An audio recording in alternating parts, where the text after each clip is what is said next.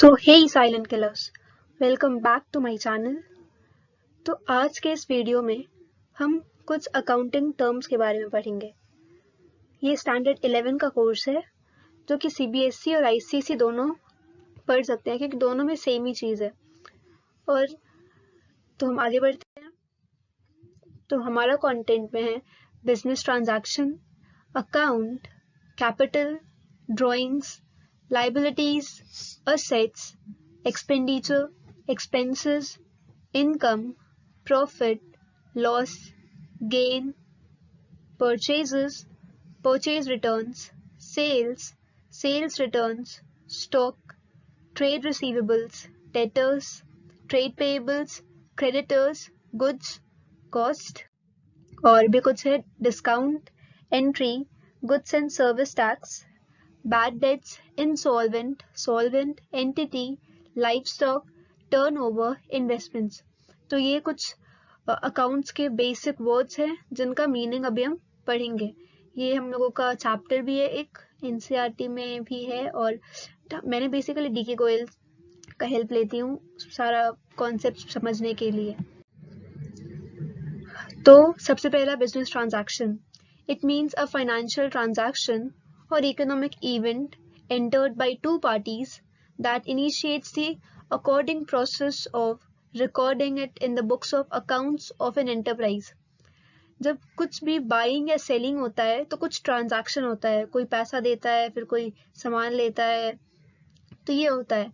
तो कोई जो ट्रांजैक्शन जो बिजनेस में होता है जिसमें दो पार्टीज इन्वॉल्व होते हैं उसे कहते हैं हम लोग बिजनेस ट्रांजैक्शन। फिर दूसरा है account. Account is a record of transaction relating to a particular person। तो इसमें ये अकाउंट बहुत सबका हेड होता है, हर पर्सन का एक अकाउंट बना रहता है जिसमें हम उसका ट्रांजैक्शंस रिकॉर्ड करते हैं। तो जहाँ पे उसका ट्रांजैक्शंस रिकॉर्ड करते हैं उसको हम अकाउंट बोलते हैं। Capital is the amount of an enterprise bye the proprietor. Actually में इन्वेस्टेड बाय द प्रोपराइटर होगा। तो जब बिजनेस कोई स्टार्ट कर रहा है तो उस टाइम पे जब proprietor is the main head, वो ओनर है, वो जब या फिर पार्टनरशिप में अगर है तो जो पार्टनर्स है सब जो पैसा जो रुपीज है वो इन्वेस्ट करेंगे बिजनेस स्टार्ट करने के लिए, वो होता है capital. Drawings is the amount withdrawn or goods taken by the proprietor for the personal use. Proprietor कौन है? ओनर है बिजनेस का। तो वो जब गुड्स खरीदता है बिजनेस का पैसे से या फिर बिजनेस से कुछ गुड्स लेता है अपना घर में यूज करने के लिए, पर्सनल यूज के लिए, तो वो ड्राइंग्स होता है। उसके बाद है liabilities.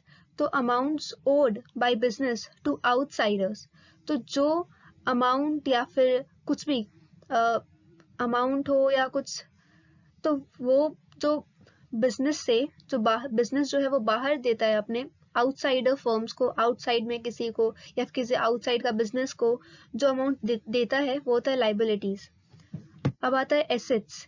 Anything which is in the property of business. जो भी प्रॉपर्टी बिजनेस के पास है वो पैसा, whether it be machines, furniture, tools, assets, these are known as assets। तो जो भी प्रॉपर्टी बिजनेस के अंडर में आता है वो होता है एसेट्स। अगर लैंड है तो लैंड भी बिजनेस का हो गया, फर्नीचर है तो फर्नीचर बिजनेस का है एसेट। और expenditure, any cash or transfer of property for acquiring assets or goods is known as expenditure. तो जो भी कैश या फिर कभी हम लोग ट्रांसफर कराते हैं प्रॉपर्टी को, कुछ भी अगर हम कैश दे रहे हैं तो मेरे को साथ में मेरे को गुड्स मिल रहा है कुछ, तो उसको वो जो गुड्स मिला मेरे को वो मेरा एक्सपेंडिचर है। अब आता है expenses. Cost incurred in producing or selling of goods and services. जो भी पैसा लगता है हम लोग कुछ चीज़ प्रोड्यूस करने में, मान लो हमारा कोई शुगर का या फिर किसी भी चीज़ का इंडस्ट्री है तो शुगर केन खरीदे, फिर उसको हम और मैन्युफैक्चर किए, तो फिर उसके बाद मेरा शुगर बना। तो वो जो प्रोसेस था उसमें जितना मेरा पैसा इन्वेस्ट हुआ और फिर सेलिंग करने में, ट्रांसपोर्टेशन करने में जितना पैसा इन्वेस्ट हुआ वो सब मेरा एक्सपेंसेस है। उसके बाद है income. Amount received from the sale of goods is revenue. अब ये कॉन्सेप्ट समझिएगा।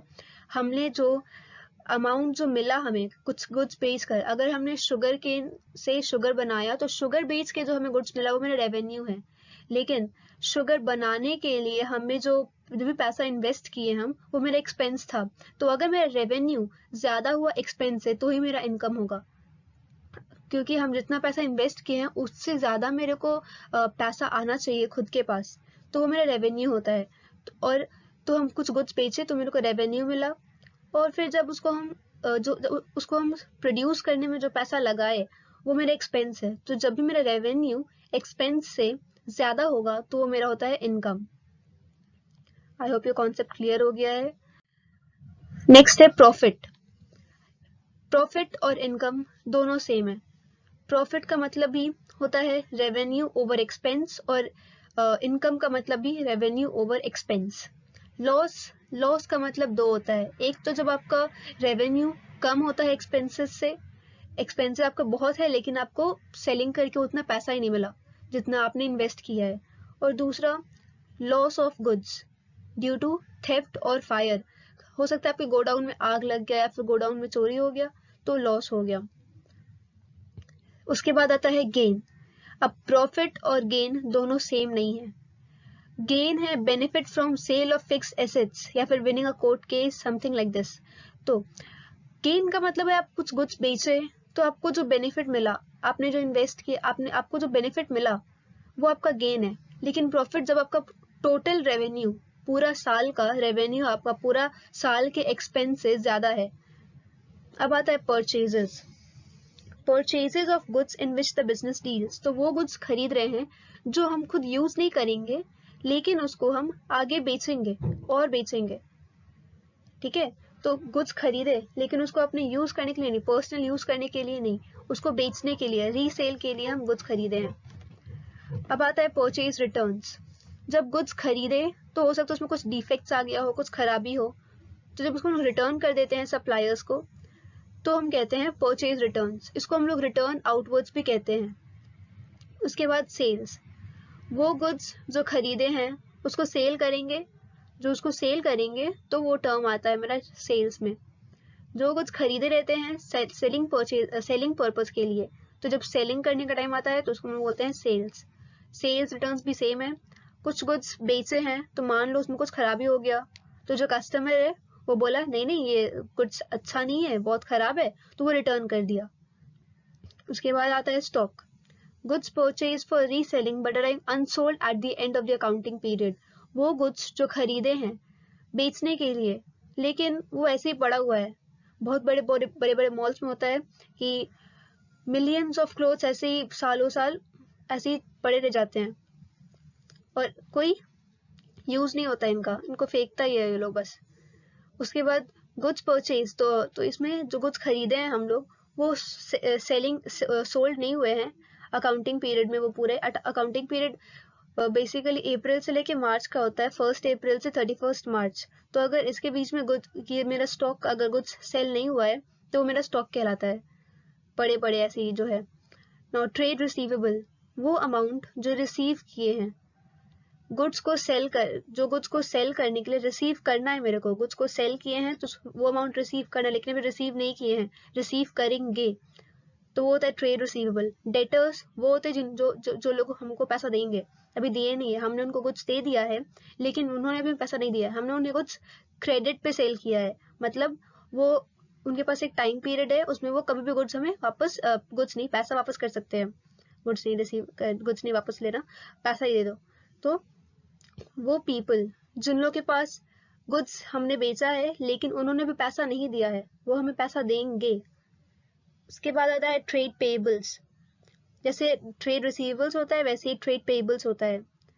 Amount payable on the purchase of goods, तो परचेज किए हैं गुड्स लेकिन अभी पे नहीं किए, हमें पे करना है, तो वो होता है ट्रेड पेबल्स। अब थोड़ा रिफ्रेशमेंट फॉर योर ब्रेन। तो ये मैंने इसमें आपको वर्ड्स ढूंढना है। मैंने बहुत सारे जो हमने आगे में पढ़े वर्ड्स, तो वो आपको ढूंढना है। हमने जैसे कि इसमें स्टॉक होगा, बिजनेस, ये सब वर्ड्स मैंने पुट किए हुए हैं, आपको ढूंढना है। नाउ एक quote just for motivation. Proper physical exercise increases your chances for health and proper mental exercise increases your chances for wealth. Sorry, यहाँ पे टाइपो हो गया. प्रॉपर फिजिकल एक्सरसाइज, आप एक्सरसाइज करोगे तो आपका हेल्थ को स्ट्रॉन्ग रखेगा, आपका हेल्थ अच्छा रहेगा, आपको कुछ डिजीज कुछ प्रॉब्लम नहीं होगा. और अगर मेंटल एक्सरसाइज मेरा अच्छा रहेगा, हम हमेशा मेंटली प्रिपेयर्ड या फिर अपने ब्रेन को कुछ ना कुछ एक्सरसाइज कराते रहेंगे तो वो वेल्थ क्रिएट करेगा, अलग अलग तरीके ढूंढेगा चीजें करने का. अब बैक टू स्टडीज. पहला वर्ड है अब हम लोग का क्रेडिटर्स.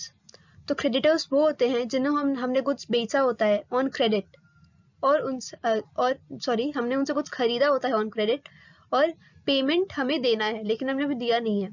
हमने कुछ खरीदा है उनसे ऑन क्रेडिट, हमने इमीडिएट पेमेंट नहीं किया है लेकिन हमें पेमेंट करना है. अब goods, those goods are purchase for resale or to produce the finish products. तो वो गुड्स जो हमने परचेज किए हैं सेलिंग करने के लिए वो गुड्स कहलाते हैं. वो जो सामान हमने खरीदा है परचेज किए हैं रीसेल करने के लिए या फिर उसको और फिनिश प्रोडक्ट बनाने के लिए तो वो होता है गुड्स. अब cost, cost refers to the amount given in order to get some goods and services. तो वो पैसा जो हम लोग दी, हमने जो भी कॉस्ट, पैसा ही नहीं किसी भी टाइप का सर्विस जो हमने प्रोवाइड किया हुआ हो, वो जो भी कॉस्ट है वो हमने दिया है कुछ पाने के लिए, कोई गुड्स या फिर कोई सर्विस लेने के लिए. अब आप रेस्टोरेंट में जाते हो तो पैसे देते हो तो आपको सर्विसेज प्रोवाइड करते हैं, खाना प्रोवाइड करते हैं, फिर आप कुछ टिप भी दे देते हो. उसके बाद आता है डिस्काउंट. डिस्काउंट वही डिस्काउंट है जिसमें सेल सब घुसे रहते हैं, पूरा भीड़ लगा रहता है. तो इसका मतलब होता है रिबेट और allowance given by the seller to the buyer. तो जब सेलर जो है वो बायर को कुछ ये देता है छूट कि ये मेरा जो कपड़ा है उस पर 50% का डिस्काउंट है, आप इसको खरीद लीजिए. तो सारी की सारी जो भी पूरा पॉपुलेशन वहीं घुस जाता है. उसके बाद आता है entry. When any transaction is recorded in the books of accounts. जब कोई ट्रांजैक्शन को हम लोग किसी अकाउंट में, किसी बुक ऑफ अकाउंट्स में रिकॉर्ड करते हैं या फिर किसी पर्टिकुलर हेड में हम लोग रिकॉर्ड करते हैं तो उसको कहते हैं entry. Now goods and service tax. पहले जीएसटी नहीं था, पहले बहुत सारे टैक्स थे, वैट बहुत सारे, तो वो सब टैक्स को एक सिंगल से टैक्स में ऐड कर दिया गया है और वो बना है जीएसटी. जीएसटी हम लोग पे करते हैं जब हम लोग कुछ खरीदते हैं और कलेक्ट करते हैं जब हम लोग कुछ सेल करते हैं. अब बैड डेट्स. बैड डेट्स क्या होता है? वो अमाउंट जो हमको मिलना चाहिए था मेरे डेटर से. डेटर कौन है? जिसको हम लोग कुछ सेल किए हैं क्रेडिट पे और अभी मेरे को पैसा मिलना बचा है. तो वो जो डेटर है वो पैसा नहीं दे पा रहा है, उसके पास, उसका हालत खराब है, वो पैसा, उसके पास पैसा ही नहीं है देने को. तो वो जो अमाउंट है, जो पैसा मुझे नहीं दे पा रहा है, वो है bad debts, basically a loss. अब इंसॉल्वेंट. इंसॉल्वेंट वो लोग होते हैं या फिर वो फर्म या फिर वो बिजनेस होता है जो पैसा रिटर्न नहीं कर पाता है, अपना डेट्स पे नहीं कर पाता है, पोजीशन में नहीं होता है डेट्स पे करने का. सॉल्वेंट वो लोग जिनके पास बहुत पैसे हैं और हमेशा पोजीशन में रहते हैं डेट्स पे करने को. अब आता है एंटिटी. एंटिटी बेसिकली है एक ऑर्गेनाइजेशन या फिर बोलिए एक बिजनेस ही जो बना हुआ रहता है पैसा कमाने के लिए बाय प्रोवाइडिंग सर्विसेज और सेलिंग गुड्स बेचकर या फिर कोई सर्विस प्रोवाइड कर जो पैसा कमाते हैं. तो वो यूनिट या फिर वो ऑर्गेनाइजेशन या वो बिजनेस को कहते हैं हम लोग एंटिटी. लाइफ स्टॉक सबको पता होगा, डोमेस्टिक एनिमल्स, बेसिकली घोड़ा गाड़ी में जो घोड़ा होता है वो है लाइफ स्टॉक. तो ये लाइफ स्टॉक. अब आता है टर्नओवर. टर्नओवर का मतलब पूरा साल, मतलब कि अगर first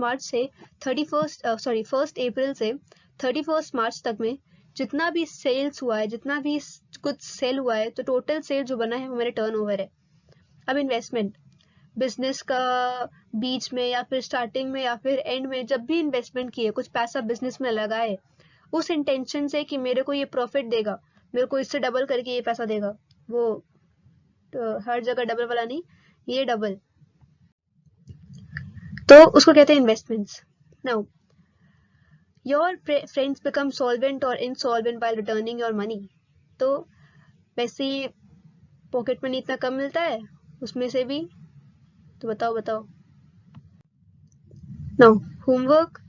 A person or an enterprise not in a position to pay its debts is called solvent, insolvent, bad debts or both B and C. तो इसमें से कौन सा ऑप्शन है मुझे कमेंट सेक्शन में बताइएगा ज़रूर। और वैसे भी शायद फर्स्ट 40 मार्क्स तो MCQs ही होगा, तो मैं भी MCQs के क्वेश्चंस पुट करते रहूँगी। और इसका कोई आंसर कमेंट बॉक्स में बताइएगा, और वीडियो कैसी लगी वो भी कमेंट बॉक्स में ज़रूर बताइएगा।